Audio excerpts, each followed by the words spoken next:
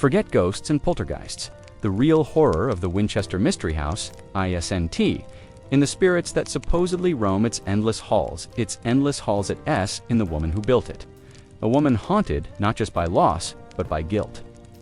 Sarah Winchester, heiress to one of America's most powerful firearm fortunes, believed that her wealth was soaked in blood, and in her grief, she tried to build her way out of a curse that could never be escaped. This is not just the story of a mansion, it's the story of madness, disguised as devotional labyrinth of fear, superstition, and sorrow that became one of the strangest homes in American history. Sarah Lockwood Pardee Winchester was born in 1839 into a comfortable upper-class family in New Haven, Connecticut. She was intelligent, cultured, and deeply spiritual. In 1862, she married William Wirt Winchester, the only son of Oliver Winchester, the man who founded the Winchester Repeating Arms Company. The family's invention, the Winchester rifle, became known as the gun that won the West. It was fast, reliable, and deadly. Soldiers, settlers, and even outlaws used it. Every pull of the trigger carved the Winchester name deeper into American history and into the bodies of countless victims. The rifles brought the family immense wealth, but at a terrible moral cost. For a while, Sarah lived a life of luxury, but tragedy struck in ways that shattered her world. In 1866, she gave birth to her only child, Annie Pardee Winchester. The baby died just weeks later from marasmus, a condition caused by severe malnutrition, leaving Sarah devastated. She never truly recovered from the loss.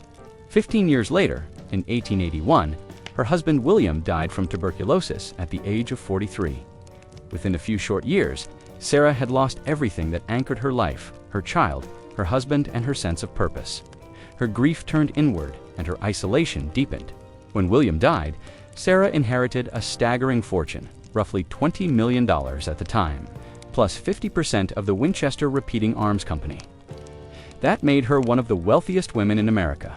But money brought her no peace. Instead, it magnified her guilt. She couldn't ignore the fact that her family's wealth was built on a weapon responsible for thousands of deaths. She began to feel that she was cursed, that the very spirits of the dead were calling out to her. Friends later described her as withdrawn, frail, and obsessed with the supernatural. It was around this time that Sarah turned to the world of spiritualism, a movement that was exploding across the United States in the late 19th century. Mediums, seances, and ghost photography were fashionable among the wealthy elite. They claimed to speak to the dead and uncover messages from beyond. Desperate for answers, Sarah reportedly visited a medium in Boston. According to legend, this seance changed her life forever. The medium told her that her family was cursed. Every person who had ever been killed by a Winchester rifle was seeking vengeance. The spirits, the medium warned, would not rest, and neither would Sarah. The only way to appease them was to move west and build a home that would never be completed. As long as construction continued, she would live. But if she ever stopped building, the spirits would claim her life. This message consumed Sarah's mind. Whether she believed it completely or not, she acted as though she did.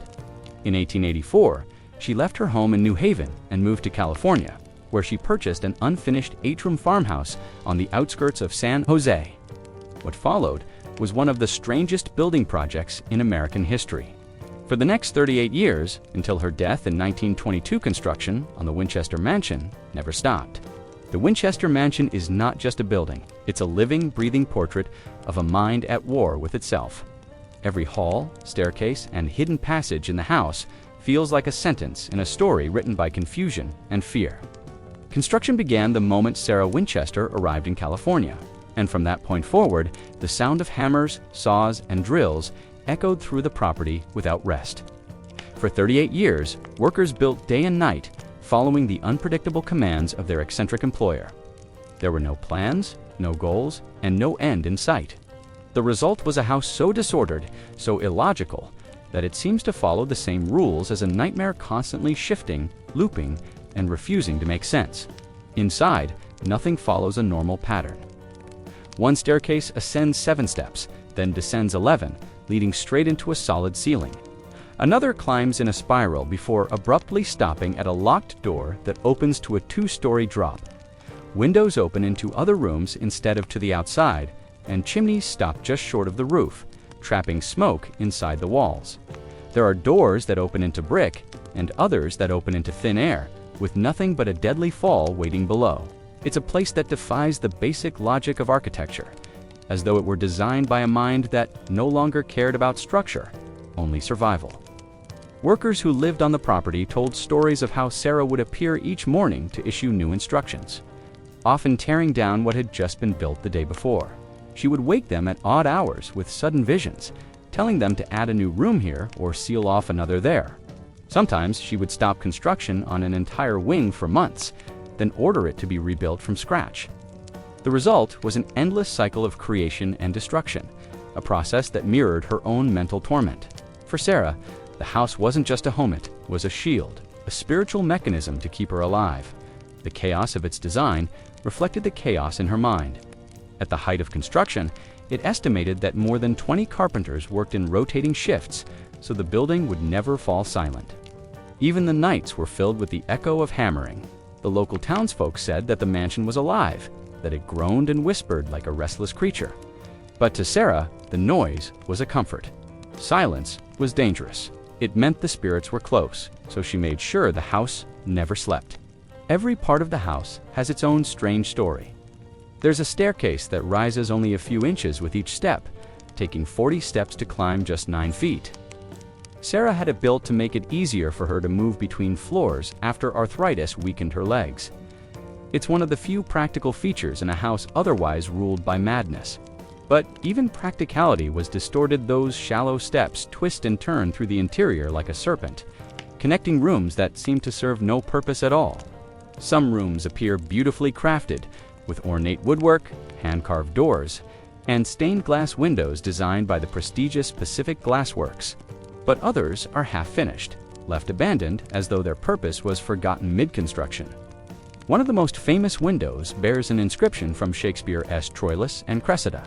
These same thoughts, people, this little world. It's an eerie reminder of the way Sarah filled her world with her own thoughts, her own ghosts, her own fears. Even the smallest details carry meaning. The number 13 repeats throughout the mansion. There are 13 bathrooms, many with 13 windows. Some staircases have 13 steps, and chandeliers were altered to hold 13 candles instead of 12. This fixation wasn't accidental. In spiritualism, certain numbers, especially 13, were believed to hold protective power, capable of warding off evil. To Sarah, who saw herself as living under a curse, the number became a kind of armor. The mansion's strange symmetry and patterns were her way of communicating with unseen forces, perhaps even trying to control them. The Winchester Mansion is not just a building, it's a living, breathing portrait of a mind at war with itself. Every hall, staircase, and hidden passage in the house feels like a sentence in a story written by confusion and fear. Construction began the moment Sarah Winchester arrived in California, and from that point forward, the sound of hammers, saws, and drills echoed through the property without rest. For 38 years, workers built day and night, following the unpredictable commands of their eccentric employer. There were no plans, no goals, and no end in sight. The result was a house so disordered, so illogical, that it seems to follow the same rules as a nightmare, constantly shifting, looping, and refusing to make sense. Inside, nothing follows a normal pattern. One staircase ascends 7 steps, then descends 11, leading straight into a solid ceiling. Another climbs in a spiral before abruptly stopping at a locked door that opens to a 2-story drop. Windows open into other rooms instead of to the outside, and chimneys stop just short of the roof, trapping smoke inside the walls. There are doors that open into brick and others that open into thin air, with nothing but a deadly fall waiting below. It's a place that defies the basic logic of architecture, as though it were designed by a mind that no longer cared about structure, only survival. Workers who lived on the property told stories of how Sarah would appear each morning to issue new instructions, often tearing down what had just been built the day before.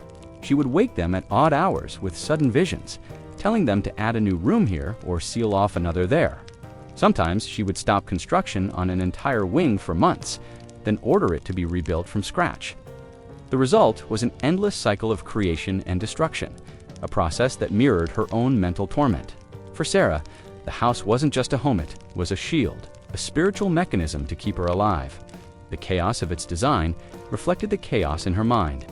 At the height of construction, it estimated that more than 20 carpenters worked in rotating shifts so the building would never fall silent. Even the nights were filled with the echo of hammering. The local townsfolk said that the mansion was alive, that it groaned and whispered like a restless creature. But to Sarah, the noise was a comfort. Silence was dangerous. It meant the spirits were close, so she made sure the house never slept. Every part of the house has its own strange story.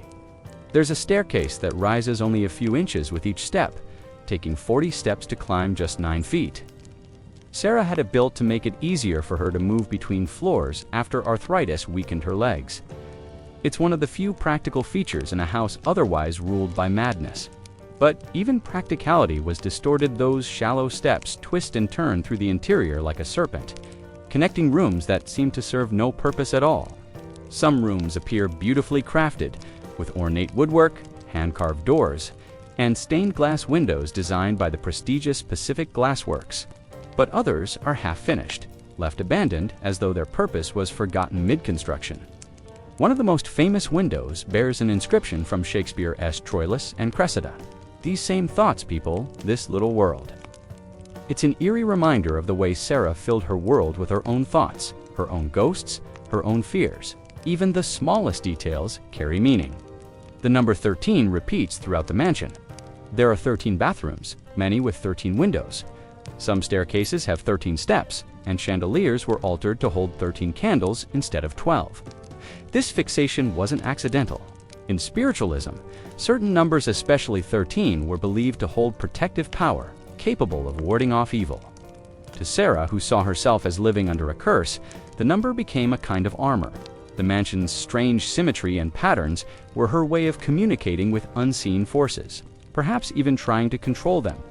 Visitors who toured the house after her death often described it as disorienting. Corridors loop back to the same place, rooms have no doors, and staircases end in walls. It's easy to get lost inside, even for the guides who know its layout. But that confusion is part of the house's identity. Sarah didn't just want to confuse people, she wanted to confuse the dead. The mansion was her labyrinth, built to mislead the vengeful spirits she believed were hunting her. If they followed her through the halls, they would lose their way, trapped in an endless maze. In a sense, the mansion became her own spiritual mappa, reflection of a woman trying to outthink death itself. She was both architect and prisoner, designing her own cage one hallway at a time. The endless construction might seem irrational, but there was a tragic logic to it. As long as the building grew, Sarah believed she could keep death at bay. The unfinished rooms, the nonsensical staircases, the dead-end hallways, all of them, were proof that her life's work could never be complete. To stop building was to invite the end. Over the decades, the mansion evolved from a house into something almost organic. When an earthquake struck in 1906, it caused significant damage, collapsing sections of the upper floors and trapping Sarah in one of her bedrooms for hours. Most people would have taken that as a sign to stop building. Sarah did the opposite. She ordered that the ruined sections be sealed off completely, locking away entire wings behind new walls. To this day, those sections remain untouched, perfectly preserved time capsules from the early 20th century. It's as though she was burying parts of her own memory, walling them away so she wouldn't have to face them again. What's most disturbing about the house is that it feels like it's thinking. Every corner has a purpose, even if that purpose only makes sense to Sarah. A door to nowhere might seem meaningless, but to her, it was a trap for a spirit. A window overlooking another room might have been a way to watch unseen presences move. Every crack and creak in the house carried meaning in her mind. Over time, her architecture became her language, a silent conversation between her and the ghosts she feared. Workers learned to accept her orders without question. She paid them well, sometimes double the usual wage, but she demanded total loyalty. No one was allowed to ask why something was being built or torn down. Servants were instructed to use a complicated system of secret passageways and staircases to reach her rooms without being seen. She could vanish into the house for hours, even days, moving through secret corridors that only she knew. It's said that she could appear suddenly in a room without anyone knowing how she got there. The house gave her that power, the ability to move like a ghost among her own walls. As the mansion expanded, Sarah became increasingly isolated. The outside world saw her as a mystery, a madwoman building her own prison. But for her, the construction was an act of control in a life ruled by grief. The house became her ritual. Each nail driven into wood, each wall erected or torn down, was a desperate attempt to make sense of the curse she believed haunted her bloodline. The mansion's chaos was her order. To outsiders, it was insanity. To her, it was survival. And in that endless building, she created something extraordinary. The Winchester Mansion isn't just strange, it's intimate. It's a physical manifestation of guilt and loss preserved in wood and stone. The endless corridors, the twisting stairs, the hollow chimneys there, all echoes of one woman's battle with her conscience. The architecture tells the story she never spoke aloud. Every room is a confession. Every locked door hides another secret. This was the house that never rested, built not by design, but by desperate monument to the architecture of fear. The deeper one looks into the Winchester Mansion, the clearer it becomes that Sarah Winchester wasn't simply building a home, she was constructing a living ritual. Among all the strange and confounding aspects of her architectural masterpiece, none is more fascinating than her fixation with the number 13. It appears again and again throughout the house, woven into the design like a code meant to keep something at bay. It's not subtle either.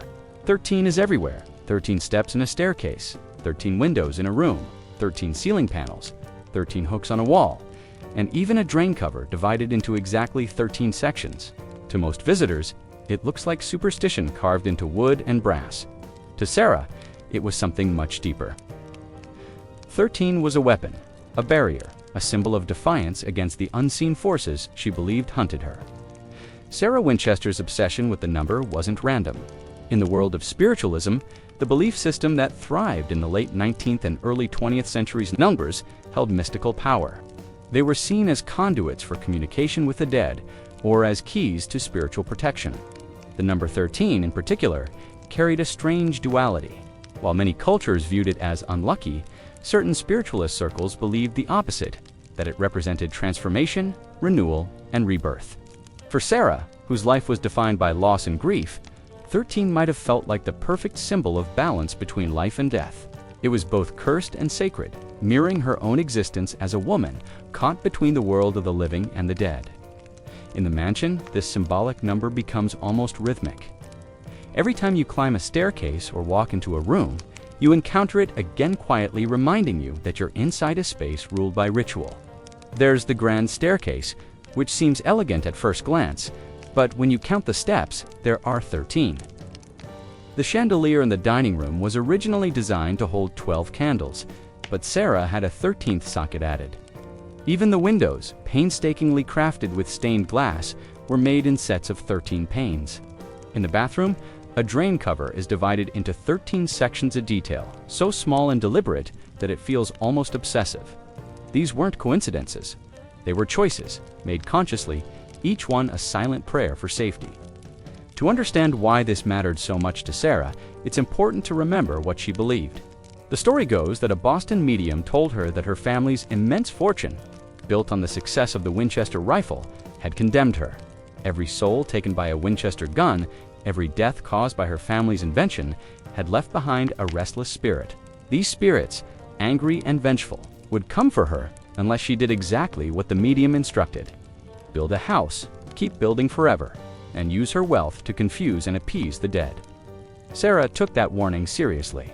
Every board nailed into place, every wall erected, was a plea for mercy. The number 13 became her charm against damnation, a spiritual firewall, protecting her from the very tools her family had profited from. Workers noticed her fascination immediately. Carpenters were ordered to modify their blueprints to fit her numerological demands. If a staircase had 12 steps, they were told to add one more. If a window had 14 panes, one was removed. When a chandelier arrived from the manufacturer with 12 arms, she demanded it be altered. No project was complete until it followed her pattern.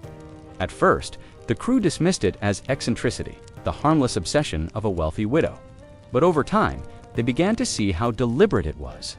The number wasn't just a preference, it was a ritual. She was designing her own reality, shaping it around the rhythm of 13, as though it could rewrite her fate. the mansion became a physical manifestation of superstition. Sarah's obsession gave it structure and meaning.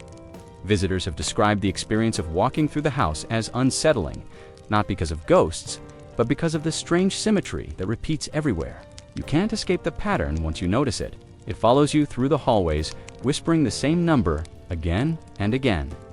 13 isn't just an architectural choice, it's a haunting refrain, echoing through the wood and glass.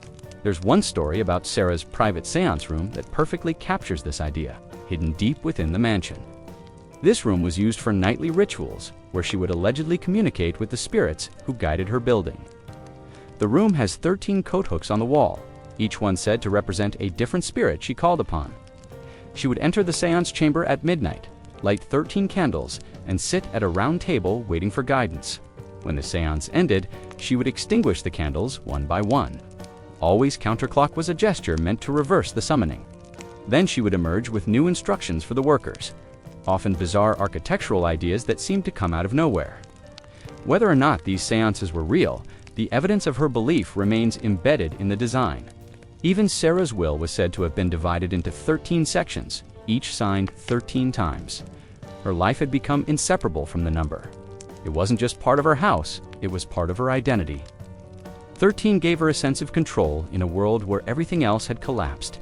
Her husband was gone, her daughter had died in infancy, and her family's legacy had become one of violence and guilt. The spiritual structure she built, both literal and psychological, was her way of coping. In her mind, if she obeyed the pattern, she could keep death from knocking on her door. But there's also something poetic about it. The repetition of 13 throughout the mansion gives the house its eerie beauty. It turns superstition into art. To the modern visitor, these small, consistent patterns make the building feel alive, as though it's breathing with purpose. You walk through hallways where every light fixture, window, and step seems to have been placed according to an invisible formula. The result is unsettling, but it's also strangely mesmerizing. It's the physical translation of anxiety into design, the way fear can become structure, and belief can shape wood and glass. Some have argued that Sarah's obsession wasn't madness at all, but a kind of private religion. In a world dominated by grief and guilt, she created her own set of sacred rules, and 13 became her symbol of devotion. The mansion was her temple. Every staircase was an offering, every doorway a hymn. The number gave her rituals order, her construction purpose, and her pain a pattern she could live with.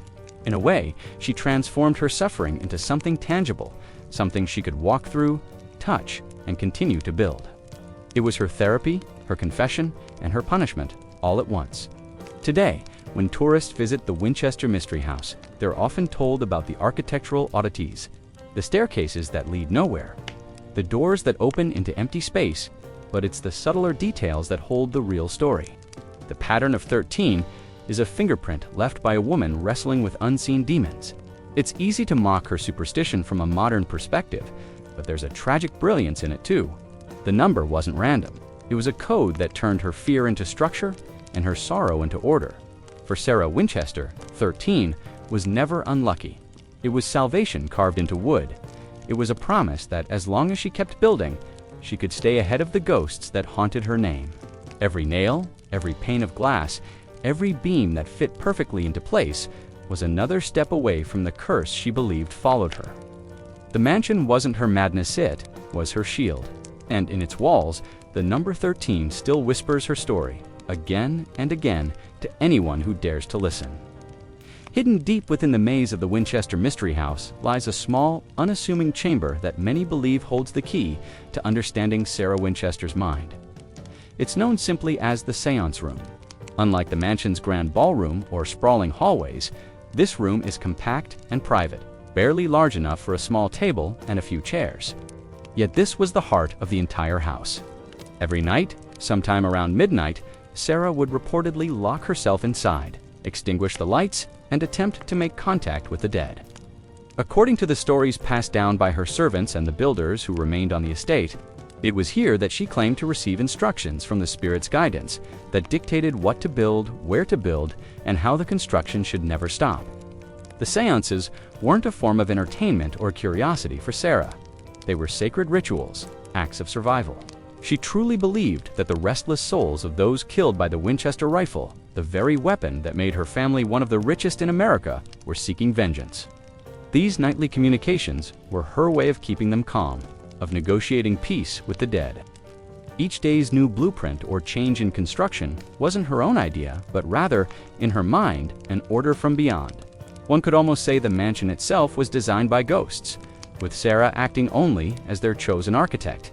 Imagine what those nights must have been like. The mansion, with its endless hallways and echoing staircases, would fall silent after the workers left. The gas lamps flickered faintly against the dark wooden walls. In that quiet, Sarah would walk alone to the seance room, a journey through her own labyrinth of fear and faith. The door to the room was fitted with a single lock, one that only she could use. Inside, she would light a small number of candles, some say always 13, keeping with her obsession with that number, and place them around the table.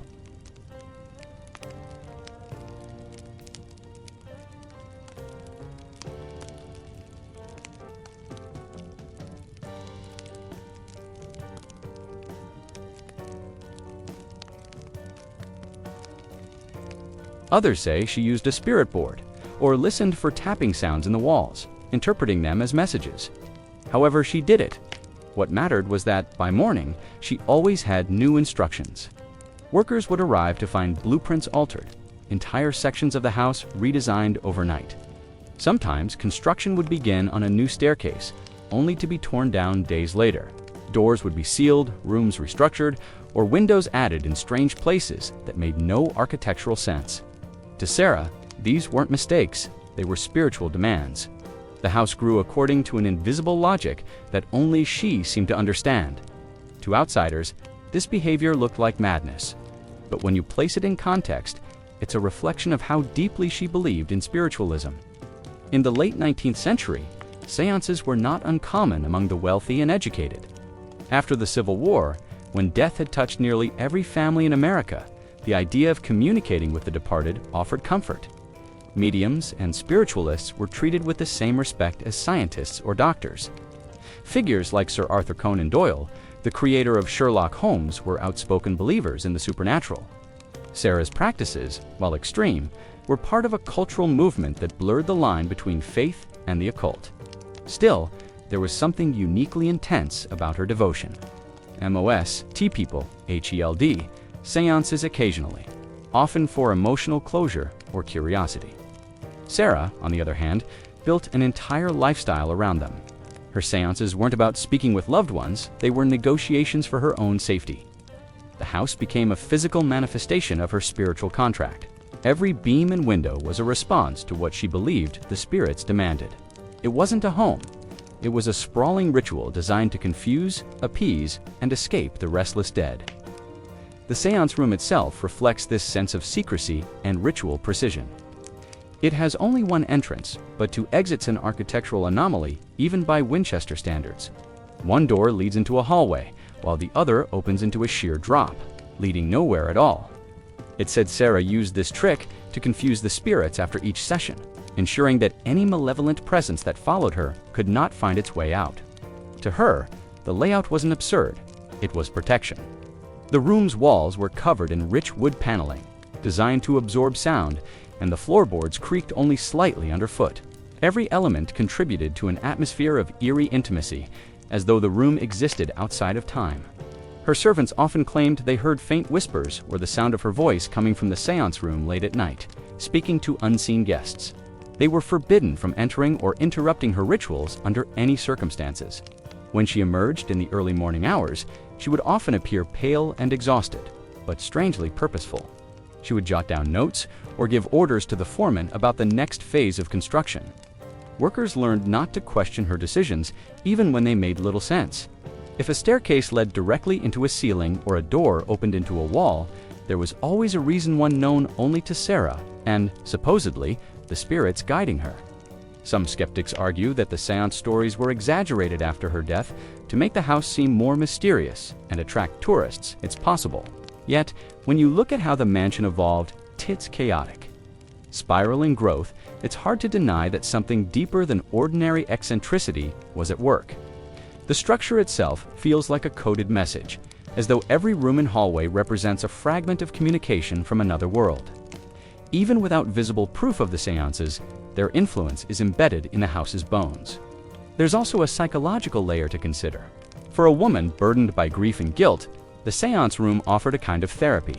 It gave her a sense of control over forces she couldn't otherwise confront. Her life had been defined by death, the loss of her infant daughter, her husband's passing, and the bloodshed tied to her family's fortune. In the seance room, she could at least speak to those shadows, give them form, and perhaps feel she was making amends. It was a space where her guilt became manageable, where she could negotiate with her fears instead of being crushed by them. From a symbolic standpoint, the seances transformed the mansion into something extraordinary, a living organism that evolved based on invisible dialogue. It blurred the boundary between architecture and ritual. When viewed through that lens, the mansion becomes less of a home and more of a giant spiritual machine. Every corridor, staircase, and hidden door worked together to serve one purpose: to trap and confuse spirits. The architecture itself was her ritual, and the seance room was the control center. Over time, this pattern of nightly communication and constant rebuilding consumed Sarah's life. Construction continued day and night for nearly 4 decades. Workers rotated in shifts so that hammers and saws never fell silent. To them, it was a strange but steady job. To Sarah, it was a spiritual obligation. She could never allow the house to be finished. Completion meant the end of her protection, the moment the spirits could find her. The seances dictated her schedule, her finances, and even her sanity. It's said she never spent 2 nights in the same room, moving constantly throughout the mansion to stay unpredictably even to the ghosts she feared. Walking through the seance room today, visitors describe an eerie stillness. The air feels heavy, as if the walls themselves remember the whispers once spoken inside. It's one of the few rooms in the mansion that hasn't been significantly altered since her death. The small table remains at the center, the candle holders untouched. Even after more than a century, the space retains an energy that's difficult to explain. Whether or not Sarah truly spoke with the dead, it's undeniable that this room shaped everything about the house.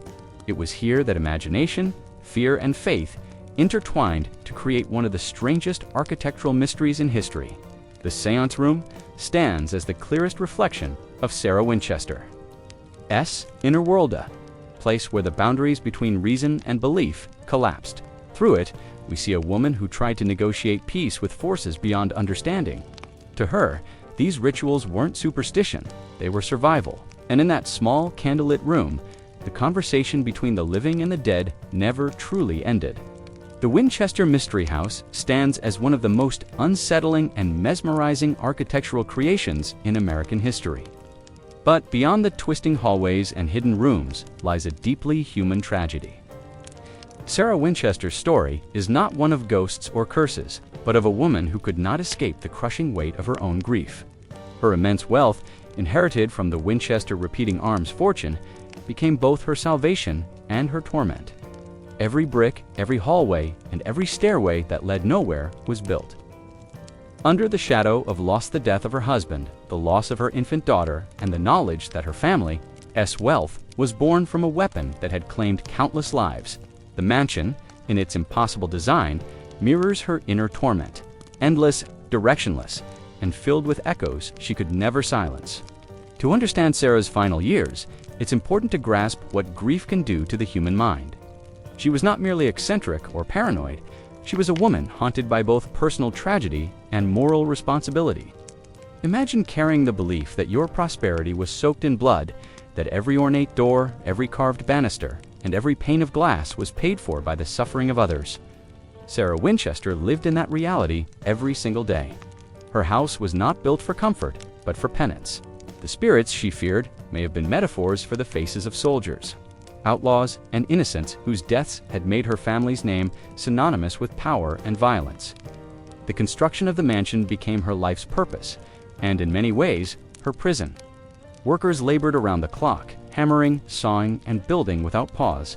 The house grew endlessly, a physical expression of her restless thoughts. When grief and guilt combine, they can consume a person, and in Sarah's case, they consumed her entirely. The corridors twisted like the paths of her own mind, rooms expanded into chaos, and logic gave way to superstition. The act of building became a ritual of survival, as though each new nail driven into the wood was a plea for forgiveness. The mansion's very design tells her story in ways words never could. There are windows that open to brick walls, staircases that end at ceilings, and doors that open into thin air.